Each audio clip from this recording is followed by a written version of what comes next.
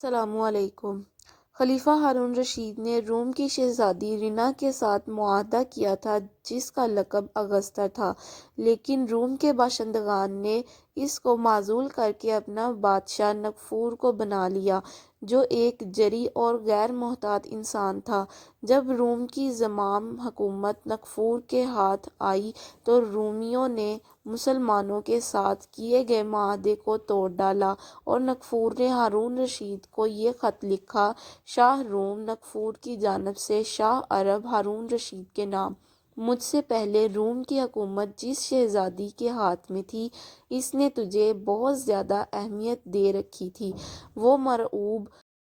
ہو کر ایک عرصہ تک تجھے خراج عطا کرتی رہی، حالانکہ سچی بات تو یہ ہے کہ تجھ جیسے لوگ اس دولت و ثروت کے مستحق ہرگز نہیں ہو سکتے۔ شہزادی نے صرف اپنے صنف نازک ہونے کے سبب تیرے ساتھ معاہدہ کر رکھا تھا، کیونکہ عورتیں کمزور دل اور احمق ہوا کرتی ہیں، لہٰذا جب میرا یہ خط تجھے ملے تو جو کچھ خراج شہزادی نے تجھے بھیج رکھا ہے وہ جلد از جلد میرے خدمت میں واپس بھیج دے اور اس حکم کی تعمیل کر کے اپنا بچاؤ کر لے، ورنہ تیری سرکوبی اور ہماری جیت کا فیصلہ تلوار کرے گی۔ ہارون رشید نے شاہ روم کا خط پڑھا تو اس کے چہرے پر سخت غصے کے آثار نمایاں ہو گئے۔ اس نے ایک لمحہ سوچا اور پھر اسی خط کی پشت پر یہ تحریر کی: شروع اللہ کے نام سے جو بڑا مہربان نہایت رحم والا ہے، مسلمانوں کے امیر ہارون رشید کی جانب سے رومی کتے نکفور کے نام۔